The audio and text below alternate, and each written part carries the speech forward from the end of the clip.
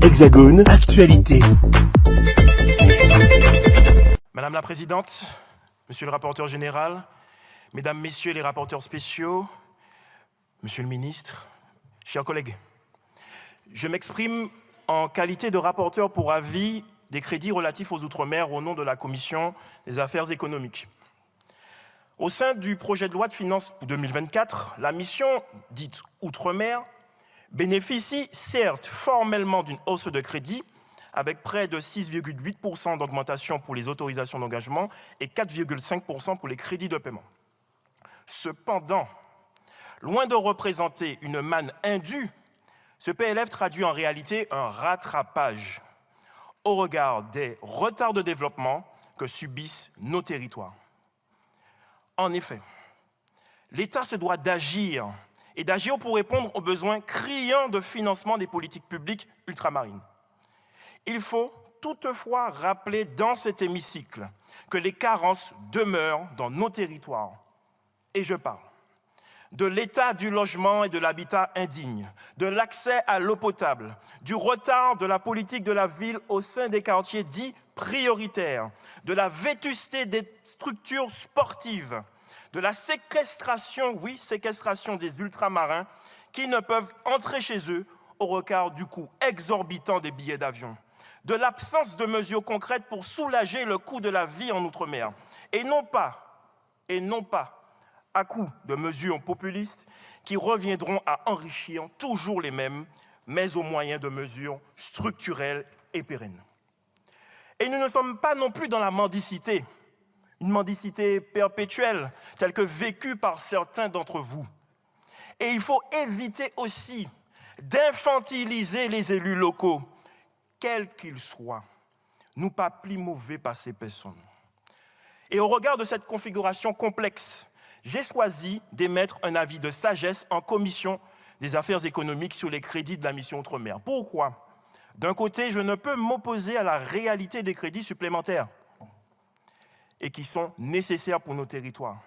Et d'un autre côté, je ne suis pas dupe de la situation. Les territoires ultramarins méritent plus qu'une augmentation de crédit. Les pouvoirs publics doivent procéder à un grand rattrapage territoire par territoire, afin de rebattre les cartes et définir pour l'avenir une politique structurelle sur le long terme, adaptée aux réalités de chaque territoire. Dans le cadre de ce travail budgétaire, j'ai pris le temps d'expertiser différents dispositifs d'aide fiscale aux investissements productifs dans les Outre-mer et d'évaluer en particulier les dispositifs de réduction d'impôts et de crédit d'impôt applicables en Outre-mer. Les auditions et les échanges nourris avec pas moins de 75 acteurs ont démontré combien ces dispositifs étaient indispensables pour assurer l'avenir économique de nos territoires. Il convient donc de les pérenniser. Et j'insiste là-dessus, pour compenser les conditions d'investissement dégradées existant dans les Outre-mer, notamment au regard du surcoût de production, des risques climatiques et sécuritaires ou encore des difficultés d'accès aux fonds propres et au crédit. Ainsi, le fondement de ces dispositifs fiscaux est acquis et pleinement justifié. Leur existence ne devrait pas être remise en cause. Et je suis, en effet, parfaitement convaincu de la nécessité de ces dispositifs qui sont devenus incontournables pour les économies ultramarines. Il convient de les pérenniser et sur le long terme. Néanmoins, je reconnais que ces dispositifs peuvent encore être améliorés par une démarche de verdissement de l'économie et de prise en compte des tailles des marchés insulaires. Mais cela devrait impérativement se faire dans la concertation. Voilà un mot intéressant, la concertation. Et là, je vous mets un carton rouge pour absence de concertation, de discussion avec les acteurs économiques et politiques via l'amendement de monsieur le rapporteur général. Vous ne savez pas faire sans avec nous et il ne vous faut pas vous étonner des résultats électoraux passés et peut-être à venir. Vous avez créé de l'agitation. Nos populations locales méritent non seulement d'être entendues, mais écoutées. Il convient d'avancer ensemble dans leur intérêt et surtout dans la concertation. C'est pourquoi Je vous le dis, Plita Pitris, ne vous étonnez pas de la gronde de ces peuples. Ils sont certes loin de vous, mais vous finirez par les entendre, vous finirez par nous écouter. Madame la Présidente, Monsieur le Ministre, Messieurs les rapporteurs, chers collègues, nous ne sommes pas dupes, nous ne sommes plus dupes. C'est désormais devenu une fâcheuse habitude. Le 49.3 sera déclenché dans toute sa brutalité envers le peuple et ses représentants dès la fin de l'examen de cette mission Outre-mer. Mais au fait, pourquoi tenez-vous absolument à ce que ce débat ait lieu s'il est d'avance condamné à la stérilité?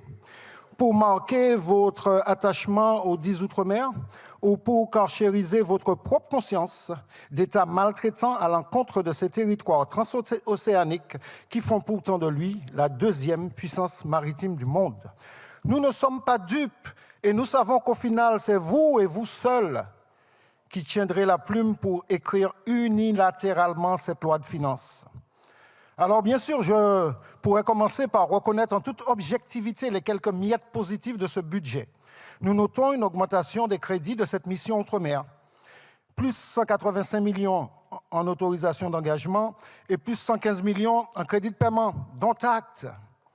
Même si rapporté à l'inflation galopante que nous subissons sur nos terres de vie chère, cette avancée est infinitésimale. Nous ne sommes pas dupes et nous sommes bien conscients des effets en trompe-l'œil de ce budget. À l'exemple du programme 123 dans son axe 1 consacré au logement. La LBU augmente, certes, pour 2024 pour atteindre 291 millions d'euros. Mais lorsque l'on sait que cette LBU n'a augmenté que de 2 millions en 14 ans, puisqu'elle était de 289 millions d'euros en 2010, on est en droit de tempérer l'euphorie ambiante.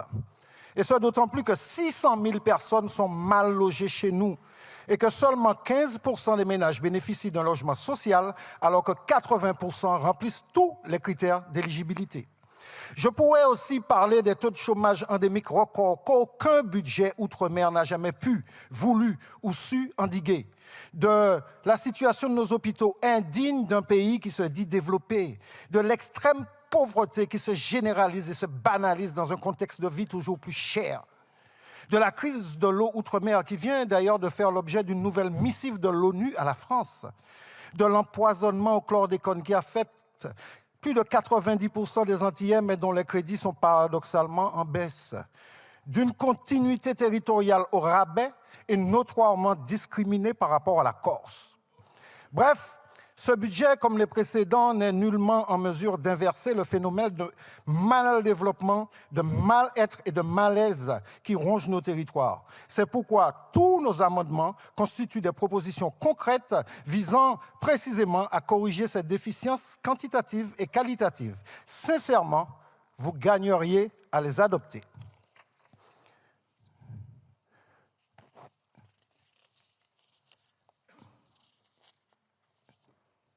Mais je ne sortirai pas, je ne descendrai pas de cette tribune sans avoir dénoncé l'article 55 de ce projet de loi de finances, qui entend attribuer au titre de la continuité territoriale une aide financière pour le transport, plus une allocation à l'installation, je cite, à toute personne résidant en France métropolitaine justifiant d'un projet d'installation professionnelle durable dans les Outre-mer.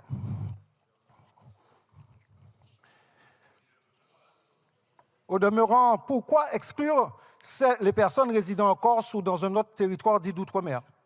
En l'état, l'adoption d'un tel article constituerait un véritable scandale, ce que France Fanon appelle une violence vis-à-vis de l'avenir après avoir vidé le passé de toute substance.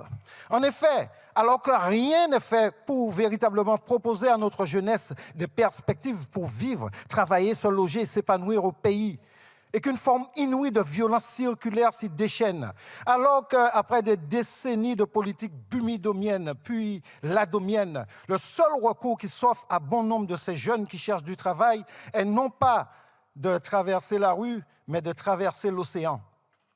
Alors qu'à chaque entrée scolaire, l'État aggrave le dépeuplement en forçant l'exil, tous les lauréats des concours d'enseignants, alors que nos compatriotes vivant dans l'Hexagone sont à ce jour injustement exclus des dispositifs de continuité territoriale, ce même État décide, avec cet article, d'encourager financièrement la colonisation par repeuplement de nos territoires pour toute personne résidant en France métropolitaine. En somme, ce qu'Aimé Césaire désignait comme le génocide par substitution dans ce même hémicycle au siècle dernier serait-il en train de muter vers une forme contemporaine plus dangereuse et pernicieuse? Sachez que nos peuples ont beau être accueillants, hospitaliers, patients et résilients, ils se sont toujours montrés redoutables dès lors qu'ils se sont dressés contre toutes les formes d'injustice qui ont jalonné leur histoire. Nous ne sommes pas dupes, nous ne sommes plus dupes, à bon entendeur. Madame la Présidente, merci. Chers collègues, Monsieur le Ministre. En fait, je pense qu'on n'est pas dupes ici dans cet exercice. C'est une sorte de mascarade qui se répète d'année en année.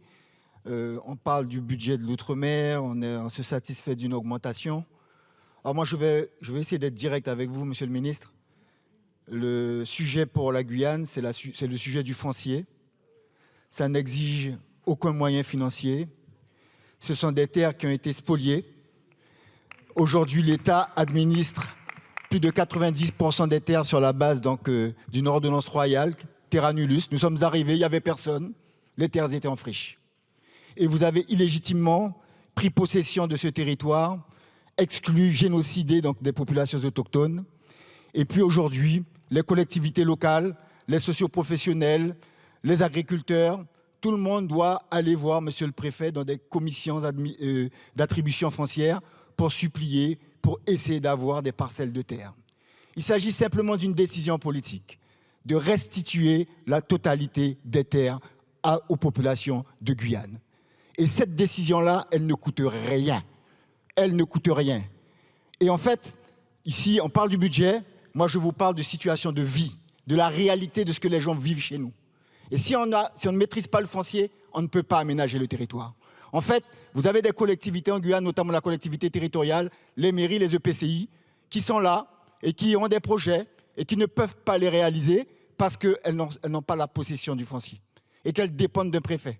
Et c'est la même chose pour les peuples autochtones. Et c'est la même chose pour les socioprofessionnels. Et c'est la même chose pour les agriculteurs.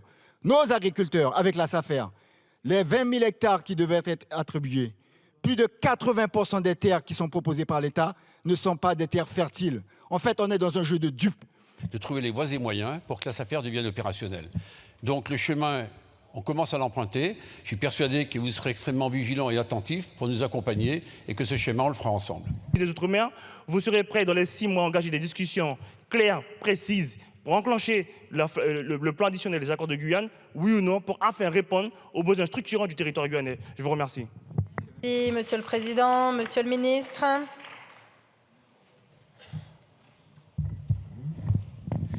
Merci Madame la Présidente, Monsieur le Président de la délégation ultramarine, David Riemann. Dont acte si vous avez estimé que la concertation n'a pas été suffisamment importante pour le CEOG. En tout cas, moi, au nom de la continuité de l'État, j'endosse la responsabilité de ce qui a été, à vos yeux, pas suffisamment fait. Donc vous voyez que je ne me réfugie pas derrière je ne sais quoi, pas du tout. Je pense que dans la vie aussi, il faut accepter et assumer. La seconde chose que je voulais vous dire, c'est, vous dites que le SIOM... je suis désolé, je pense que la méthode du SIOM qui vous a été proposée pour les bilans d'étape, elle a au moins le mérite, me semble-t-il, sur un engagement. Alors certes, les mesures, elles ne sont pas assez nombreuses à vos yeux, j'entends l'argument, mais les 72 qui ont été prises et qui ont été retenues, elles sont toujours là. Et en tout cas, vous aurez la possibilité, en temps réel, Monsieur le Président, de voir où on en est précisément dans l'application de 72 mesures. Vous voyez, normalement, le rendez-vous, c'était en juillet 2024. Vous en aurez 3 d'ici juillet 2024. Je pense que c'est un gage, au moins, que l'on puisse, mais semble-t-il, regarder ensemble, discuter, voir comment ça avance, voir ce qui n'avance pas et pour quelles raisons, et qu'on identifie les obstacles. Après, j'ai eu l'occasion de vous le dire lorsqu'on s'est rencontrés à plusieurs reprises. La politique ultramarine ne s'arrête pas au SIOM.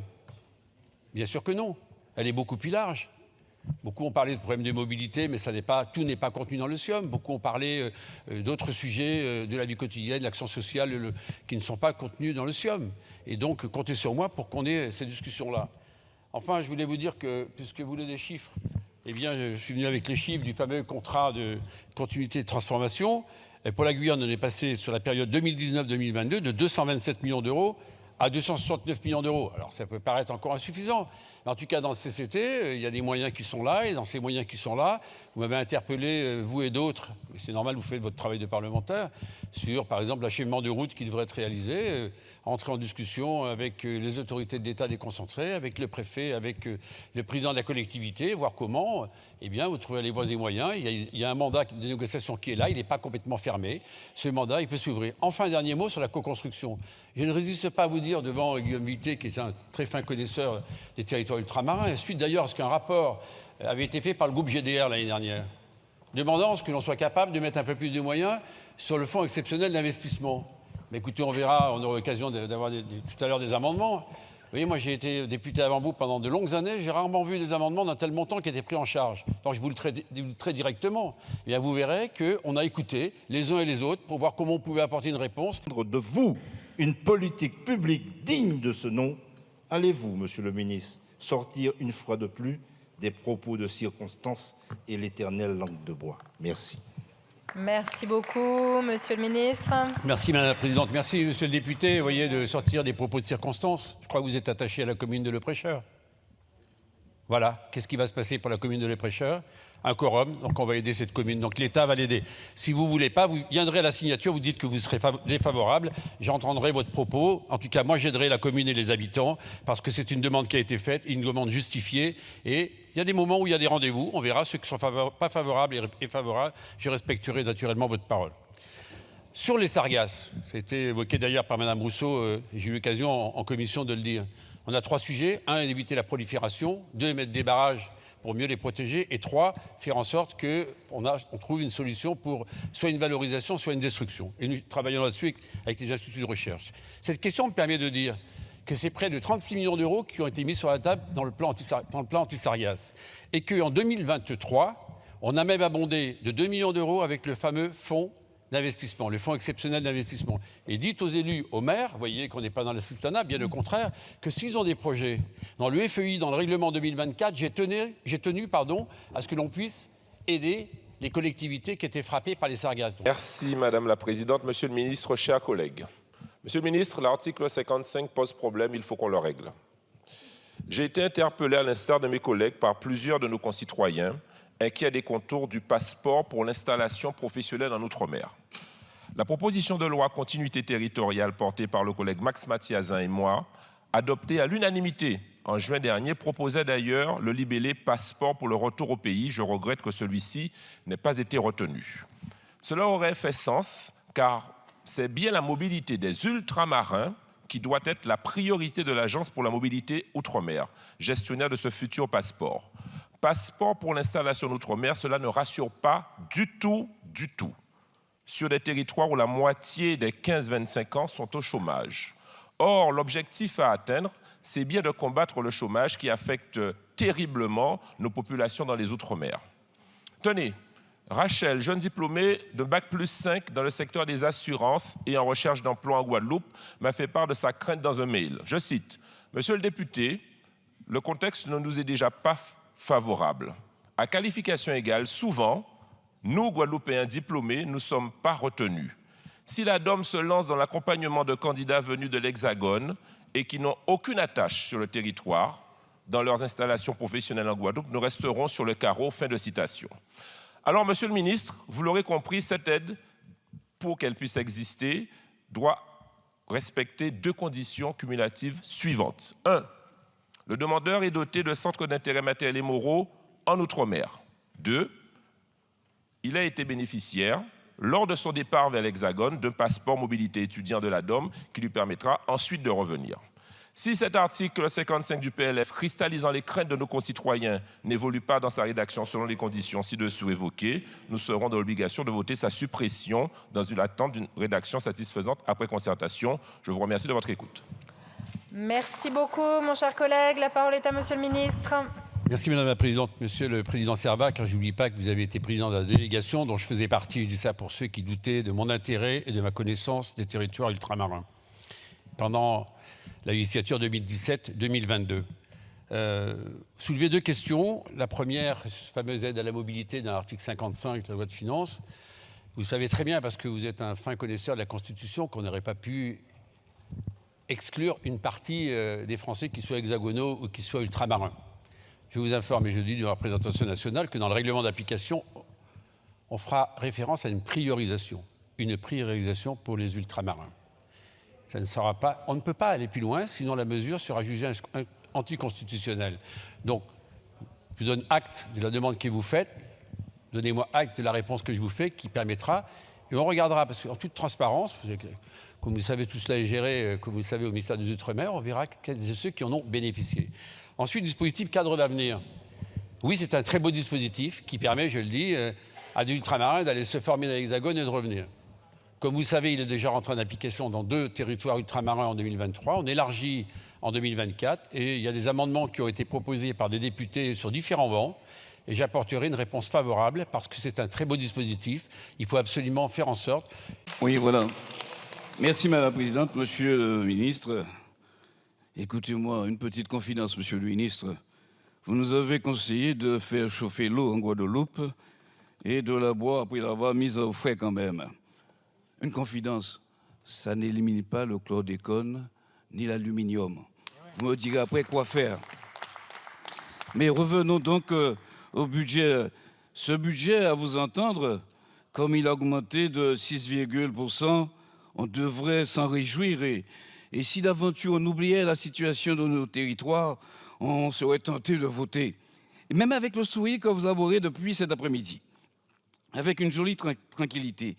Mais j'aime à vous dire en ces instants que nos territoires méritent mieux. Méritent mieux que l'article 55. On vous a demandé un retour au pays. Vous semblez nous offrir ce qui a fait le drame de la Nouvelle-Calédonie. Vous semblez, je vous dis. Nos territoires ultramarins méritent mieux qu'une discussion à la va-vite, à la sauvette. Il faudra arrêter à minuit, mais pire encore, il y aura le 49.3. Mais supposons qu'on aille jusqu'au bout. Je constate une baisse des crédits octroyés à l'action aménagement du territoire. En ces temps qui commandent d'adapter nos infrastructures aux phénomènes météorologiques de plus en plus dévastateurs, cette baisse est plus que malvenue. Et vous étiez en Guadeloupe tout récemment. Vous avez, je crois, visité quelques communes et singulièrement celle de Vieux-Fort. Je déplore, Monsieur le ministre, que le gouvernement ait voulu faire 160 millions d'euros d'économies sur les terres les plus pauvres de la nation. Que pensez-vous, Monsieur le ministre, si on prenait une partie des 160 millions pour créer un fonds spécial d'aménagement résilient de nos territoires face aux défis du réchauffement climatique? Que pensez-vous encore si on venait à renforcer le fonds de secours outre-mer après ces différents cyclones qu'auraient connus nos territoires? Je vous remercie. Merci beaucoup, mon cher collègue. Monsieur le ministre, vous avez la parole. Merci, Madame la Présidente. Monsieur le député Khalifé, parler de la chlordécone, c'est un sujet extrêmement difficile. Il y a eu faute. Et je l'ai dit lorsque je suis allé au comité chlordécone aux Antilles, parce qu'il y a eu une faute. Il n'y a pas eu de transparence qui a été donnée là-dessus. Et quand il y a faute, il y a réparation. Et j'ai utilisé les mêmes mots, vous le savez certainement, devant les associations. Et donc, vous savez qu'il y a un plan important qui a été mis en place. 92 millions d'euros, dont quasiment 50 millions d'euros pour la recherche. Et qui va se développer au fil du temps. Et on mettra les crédits qu'il faudra mettre pour ce sujet-là. Parce qu'il y a des moments où il ne faut pas transiger, surtout sur ce qui s'est passé. Les analyses dans le sang, vous savez, sont prises en charge gratuitement. Les analyses de sol le sont également. Vous savez que je me suis appuyé sur l'association des maires pour diffuser auprès de la population les informations nécessaires pour les prises en charge, notamment lorsqu'il y a des pathologies associées. Et les crédits, une fois de plus, seront là. C'est un peu comme la question qui m'était posée tout à l'heure par la députée sur les problèmes des essais nucléaires. Lorsqu'à un moment ou à un autre, les gouvernements ont failli, parce que depuis 1993, quel est le gouvernement, quel est le chef de l'État qui a reconnu la faute? Depuis 1993, ça nous rappelle à quelques 30 ans. Il me semble qu'il y a eu des alternances. Pas un mot, pas un message. jamais aucune reconnaissance. La reconnaissance est au rendez-vous. Outremernews.fr, le site de l'actualité Outre-mer, 24 heures sur 24 et 7 jours sur 7. Retrouvez la chaîne Outremer News sur YouTube.